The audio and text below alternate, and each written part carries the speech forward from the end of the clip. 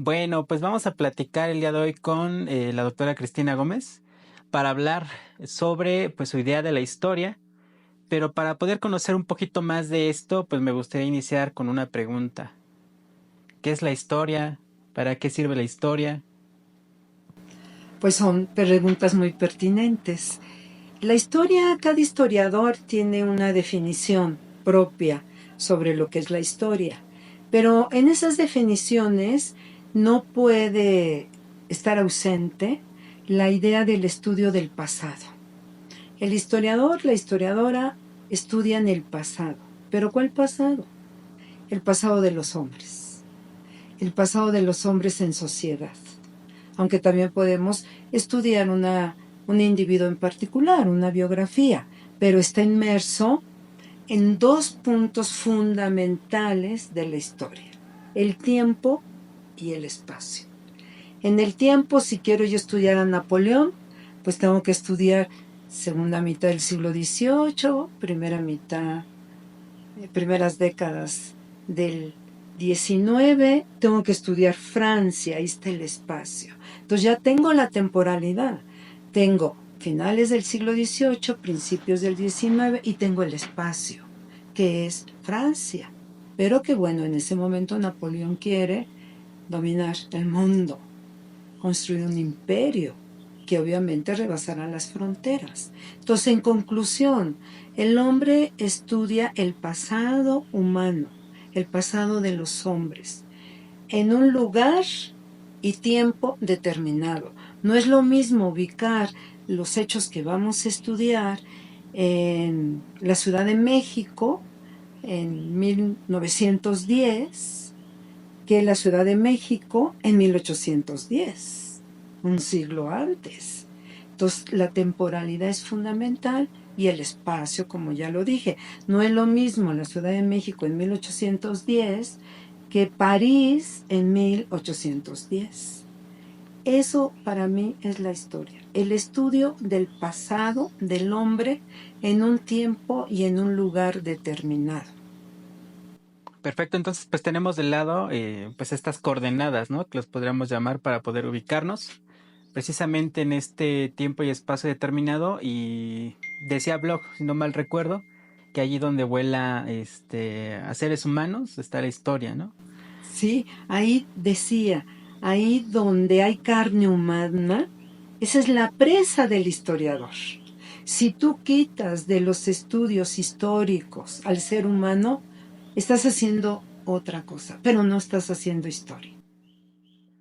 Y bueno, en la actualidad, ¿cuál sería la pertinencia o la utilidad de hacer, por ejemplo, contenido histórico por parte de los historiadores? Porque hay un montón ya de productos o de canales, por ejemplo, dedicados a la historia, pero la mayoría de ellos no los hacen historiadores. Vemos que vienen de relaciones internacionales, algunos son incluso mercadólogos, comunicólogos, pero no hay historiadores. Bueno, esa pregunta me parece muy pertinente porque cuando nosotros estudiamos la disciplina histórica en las universidades, sabemos esta definición de la historia, pero tenemos un método, el método histórico. Y el método histórico, estas personas o programas que tú mencionas no lo tienen. Entonces su acercamiento al pasado no es lo mismo de aquella persona que ha estudiado el método histórico y que sabe perfectamente bien que cuando hace historia está reconstruyendo una parte muy pequeña de ese pasado.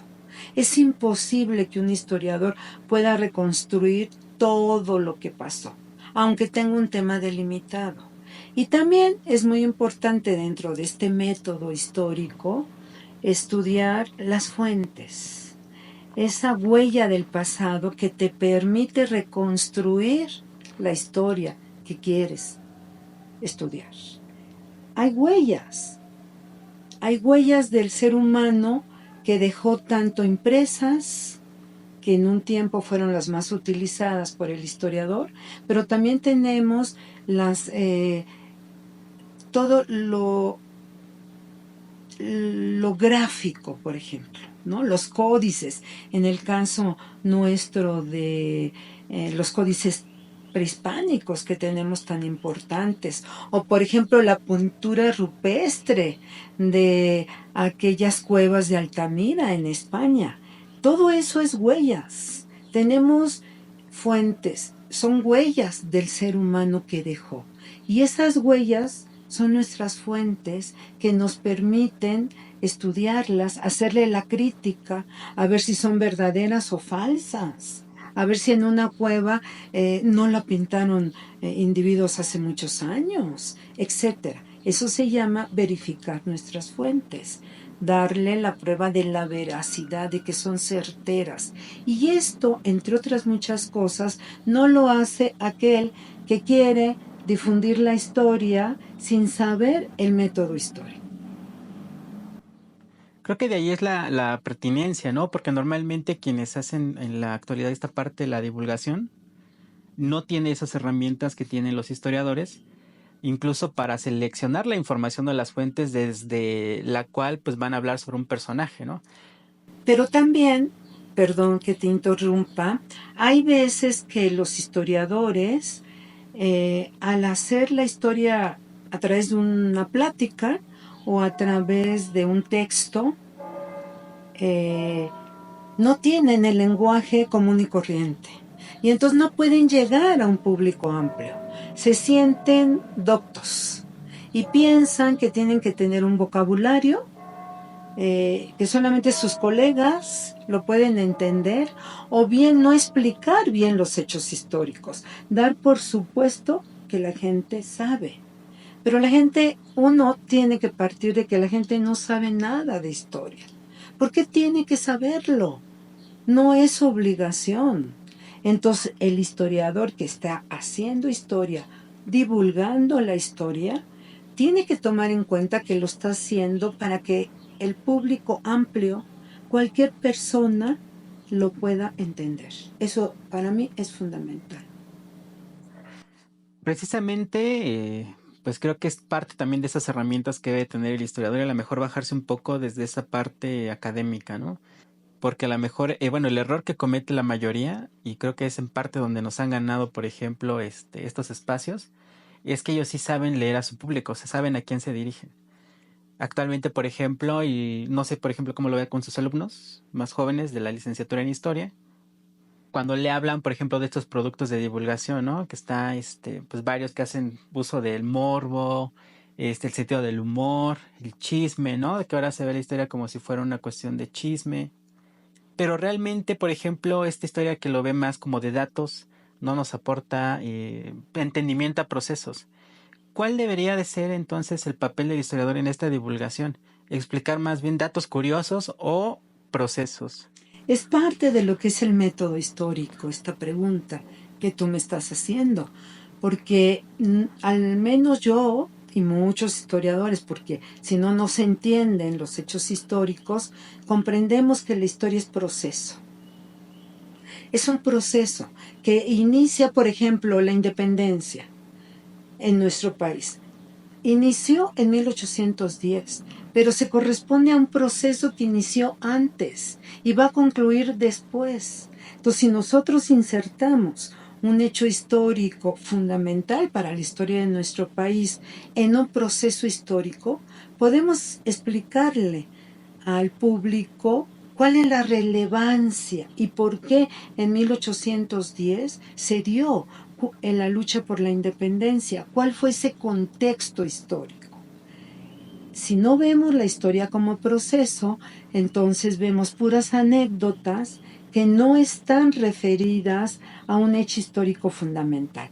A veces hay anécdotas que te permiten explicar un hecho importante, pero hay que insertarlo de esa manera y no simplemente el conocimiento aislado, porque ese conocimiento aislado no te lleva a comprender a cabalidad un hecho histórico que están exponiendo o que tú quieres conocer. Entonces, la parte, por ejemplo, del proceso, pues nos ayuda a entender pues, ciertos contextos, ¿no? Nosotros como historiadores sabemos que a lo mejor y la finalidad de la disciplina es tratar de entender el presente en función del pasado. A mí me gustaría abordar un poquito más de este tema. ¿Para qué nos sirve entonces la historia en el momento en el que estamos viviendo? Porque, por ejemplo, yo me he encontrado con comentarios, no es que la historia, pues es cómo logran ustedes conocer lo que pasó, ¿no? Es que son cuentos, ficciones, y no entienden esa parte que hemos abordado de las evidencias, pero también que estamos rodeados de historia, que hay usos incluso de la historia por parte de personajes políticos, lo vemos en el presente. Entonces, me gustaría pasar a esta otra parte, ¿no? Los usos de la historia. O sea, a lo mejor está la divulgación, pero dentro de lo público hay otros usos. Yo creo que en tu pregunta podemos dividirla en dos. Primero, ¿cuál es la utilidad de la historia? ¿Para qué sirve la historia? Y la otra pregunta serían los usos políticos de la historia.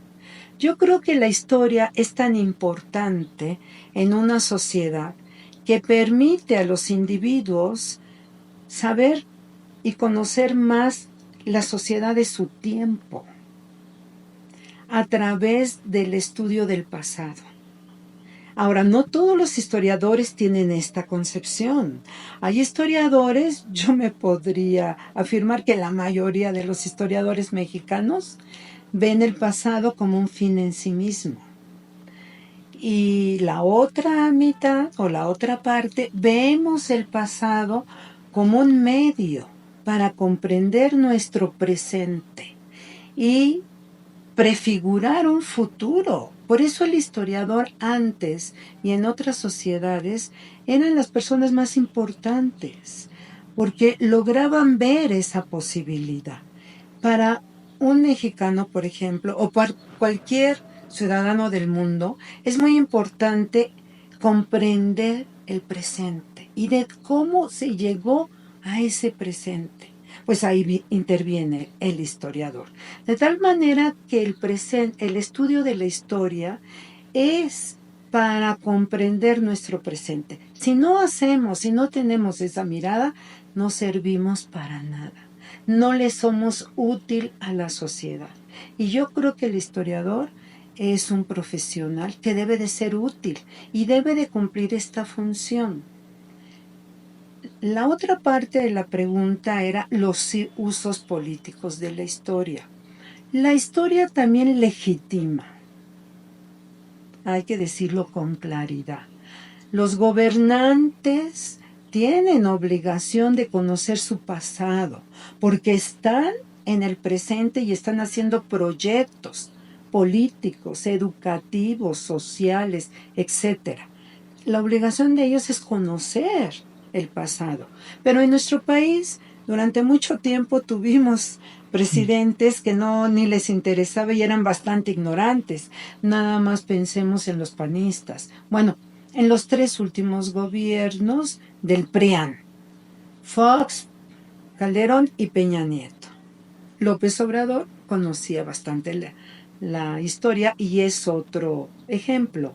Es un ejemplo que nos permite hablar de los usos políticos de la historia. Yo creo, como lo dicen los historiadores que han estudiado este tema, la historia claro que tiene un uso político porque legitima al poder, pero hay usos políticos legítimos. ¿Cuáles son esos usos políticos legítimos? Aquel que utiliza el historiador o cualquier persona para estudiar el pasado y comprender más su presente, pero sin distorsionar la historia. Por ejemplo, voy a poner un ejemplo. López Obrador recurrió muchísimo al análisis de los sentimientos de la nación, que es un programa de la lucha insurgente elaborado por José María Morelos y Pavón, pero que en realidad no eran ideas de él solamente, sino de todo el proyecto insurgente desde Hidalgo. Y este es un programa social y político en donde se basa la lucha por la independencia y donde se prefigura qué sociedad y qué país querían construir una vez lograda la independencia. Este programa político y social, muy mencionado por los historiadores de la independencia, no había sido analizado a profundidad, más que por una escuela llamada socialista de los años 30, 40 y 50 en nuestro país, pero se perdió historiográficamente, no se difundió mucho, porque tenían la metodología marxista en sus estudios o algunos elementos de esta metodología. Y López Obrador lo recupera. Pero aquí lo interesante de López, sí está haciendo uso político de la historia, desde luego. En él basó sus 25 propuestas de reformas constitucionales. ¿Está mintiendo López Obrador? ¿Está haciendo un uso político indebido? ¿Está alterando el documento? No. ¿Le está dando una interpretación distinta? No. Yo creo que a partir del rescate de ese documento se basa sus reformas sociales. En el artículo del sentimiento que tanto repitió, que el Congreso debería despedir leyes que moderaran la indigencia y la opulencia, y que se aumentara el jornal del pobre. En él basó todos sus proyectos sociales. Entonces no es indebido el uso, porque no está alterando, pero sí está haciendo uso político de la historia. Ahora, hay otros usos políticos de la historia que falsean el pasado, que ya saben ellos. Por ejemplo, voy a poner otro ejemplo, la reforma al Poder Judicial, que estamos a días de que votemos. ¿Cómo justifican esa reforma? Con puras falsedades. No explican cómo en el pasado se eligieron a los otros poderes. ¿Cómo fue cambiando esa elección? Y entonces, para atacar esta reforma, usan un uso político inadecuado del pasado histórico. Pero puede haber muchos ejemplos, desde luego. Pues en este caso yo vería una distinción, ¿no? Para que la gente, bueno, las personas lo tengan más claro. A lo mejor los políticos van a hacer uso esencialmente de la historia como inspiración, a lo mejor para algún programa. Como legitimación. Legitimar a lo mejor su proyecto político, proyecto de nación, poderse encuadrar a lo mejor y buscar antecedentes para ellos, verse como la continuidad de algo. Pero también vemos que dentro de la comunidad, pues hay académica, y esto que podrían llamarse como intelectuales públicos. Ahorita me estoy acordando también de otro ejemplo que es pertinente, que sería Enrique Krause, que recientemente publicó un artículo modificando pues la historia. Él, que se dice historiador o parte de una comunidad de historiadores, pero a la vez pues un intelectual público de la derecha. Y él, por ejemplo, sitúa a un personaje, un expresidente, como hijo del 68, y para hacerlo, él, siendo historiador, renuncia a su compromiso ético con la verdad, modifica los hechos para legitimar un personaje. ¿Cuál sería su comentario en relación con esta situación? Bueno, has puesto un ejemplo muy bueno, porque Krause se dedicó durante muchos años, muchísimos años, a ser divulgador de la historia. Cuando tenía, o todavía tiene, su empresa Clio. Y tenía el convenio con Televisa, ¿no? Con la televisión comercial, justamente pues para obtener dinero de la divulgación de la historia.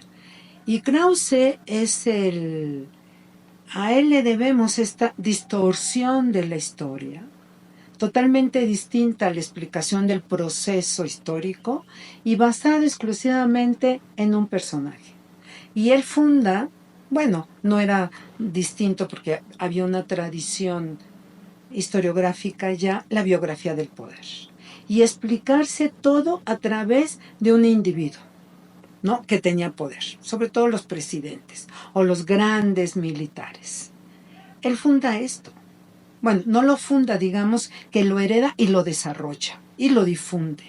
A diferencia de las otras historias que nosotros queremos hacer, de explicar un proceso histórico, y el personaje te permite explicar ese proceso. A veces la biografía se te facilita para explicar un proceso.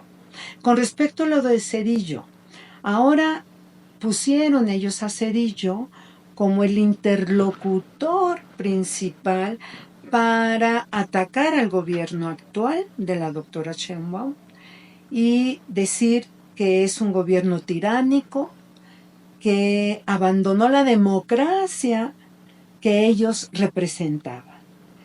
Eligieron a Zedillo para esto, porque los demás personajes pues ya están demasiado quemados, en mi opinión.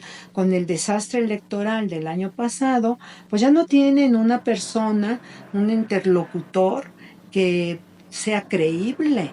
Entonces escogieron a Zedillo para poner, es una aberración, a Zedillo como heredero del 68. Cuando Zedillo sí es de esa generación, porque estaba en la vocacional 5 estudiando este nivel de estudios, y sacaron una foto que desde mi punto de vista puede ser cualquier estudiante de esa época, y hay una contradicción entre Krause y Zedillo, ¿no? Y los que han publicitado esto, porque unos dicen que fue en la Ciudadela donde Zedillo estudiaba el 23 de julio, pero ahí hay soldados. Y el 23 de julio no hubo soldados en la Ciudadela. Eran los granaderos que no iban más que con sus macanas. No pueden explicar esta situación, pero están tan derrotados, diría yo, que tienen que recurrir a estas mentiras, porque además, vamos a suponer que la foto sea cierta. Bueno, eso no lo hace heredero del 68. Los herederos del 68 son aquellos que continuaron la necesidad de que el país hiciera reformas de carácter democrático y lucharon en distintos frentes para lograr ese objetivo, que finalmente se vio un paso conquistado con la reforma electoral de 1977 de Reyes Heroles, presidente López Portillo. Esos son los herederos del 68, incluso los herederos del 68 que abrieron estos cauces democráticos como el movimiento significó, con su lema Libertades Democráticas y con sus 6 puntos del pliego petitorio, siguieron luchando. Hasta el día de hoy no han dejado de luchar. ¿Qué tiene que ver Zedillo con esa generación? Cuando él representó lo contrario, el régimen autoritario, antidemocrático. Ya lo vimos en su sexenio, lo que significó ya en pleno neoliberalismo. Él metió a la policía a la universidad. Él cometió esas masacres tremendas con los campesinos de Chiapas y de Guerrero. Él hizo el FOBAPROA. ¿Qué tiene que ver eso con la generación que quería impulsar y lo logró en este país conquistar las libertades democráticas? En eso estamos el día de hoy. Bueno, ya nos fuimos hacia la parte también política, pues obviamente todo está vinculado. Y bueno, ustedes dirán por qué también la doctora conoce este periodo, porque ella participó en este movimiento. Ella sí es heredera de este movimiento, con otras personas que conoce muy bien. Y Zedillo, pues como menciona, pues probablemente pues estuvo en el momento y en la ocasión adecuada y alguien le pudo tomar esa fotografía o no. Pero ya extrapolar tanto, precisamente una fuente para hacer toda una interpretación y un falseo de la historia, pues es otra cuestión. Y aquí vemos también un punto importante. Yo hablaba de la renuncia de la ética del historiador, el apego a la verdad, pero también entra la parte subjetiva, ¿no? El historiador debe tomar alguna postura frente al presente, frente a los hechos políticos, debe renunciar a eso en pro de la objetividad que muchos argumentan, o eso de plano no existe. Bueno, en mi opinión, la historia nunca puede ser totalmente objetiva. Eso no existe, porque somos seres humanos y porque tenemos compromisos. Pero la ausencia de una objetividad plena no te lleva a decir mentiras. La ausencia de esa objetividad plena, de todas maneras, se expresa en los temas que te interesan estudiar. Obviamente, temas que en el presente son relevantes para poder entender tu presente. Entonces yo creo que ahí se nota una parte que me parece fundamental en los historiadores, que es el compromiso. Si el historiador no tiene un compromiso para explicar los hechos históricos tal y como fueron, pues entonces, desde mi punto de vista, no es un historiador que contribuya a la función social de la historia. ¿Cuál es la función social de la historia? Que tiene que ver con tu pregunta. La función social de la historia sencillamente es la siguiente: contribuir a la formación del ciudadano. Tiene una carga de carácter cívico muy importante. Formar a los ciudadanos en estos valores del pasado. ¿Cómo fue la educación en la época colonial? Si quieren defender ese pasado, porque hay historiadores del presente que defienden ese pasado colonial en términos de que éramos una colonia de España. No, ellos dicen que no, que era un virreinato, que no había esas relaciones de dominación. ¿Esos qué compromiso tienen? Claro que tienen compromiso. ¿Con quién? Con su sector social, con una visión de la historia que no quiere explicar esto, la realidad de aquellos años, que quieren eliminar que aquí hubo castas. No, nada más hubo españoles y indios, que quieren eliminar que hubo explotación. En ese sentido, ¿qué conciencia formas? Para formar conciencia histórica, tenemos que acercarnos al pasado de la manera más objetiva posible y recuperar ese pasado en función de nuestro presente. Si no, ¿qué caso tiene vivir aquí? Si no comprendes tu presente en cada uno de los actos cotidianos, no lo comprendes, entonces tampoco vas a comprender qué futuro quisieras para tus hijos. Por eso yo creo que el historiador tiene un compromiso muy grande, siempre y cuando vea que el estudio del pasado nos permite comprender mejor el presente, que el historiador tiene un método científico de investigación que no tiene que falsear, que no tiene que juzgar el pasado, sino explicar por qué tuvimos ese pasado. Y si tiene fuentes correctas que las confronta una con otras. Yo pusiste ahorita el ejemplo de que yo estaba en la prepa 7 en el 68. Por lo tanto, creo que soy de la edad de ese dicho. Bueno, pero yo no solamente como participante me atrevo a opinar del 68, porque finalmente yo en la posición que estaba, en la preparatoria 7, vi una parte del movimiento. No pude ver todo el movimiento. Ahora conozco mucho el movimiento porque imparto esa clase del movimiento de 68 en la Facultad de Filosofía y Letras, en el Colegio de Historia. Entonces me he puesto a estudiar. He consultado los documentos de aquella época, entonces ahora tengo una comprensión mayor del movimiento. No es tanto la vivencia, claro, la vivencia te da un plus, un espíritu. Tomar el espíritu de aquella época, que es tan importante, que el historiador de todas maneras lo tiene que tomar, haya vivido los hechos históricos o no los haya vivido. Pues si los estudios del pasado, la mayoría no son de un pasado reciente. ¿Por qué no son de un pasado reciente? Porque ahí te exige mayor compromiso.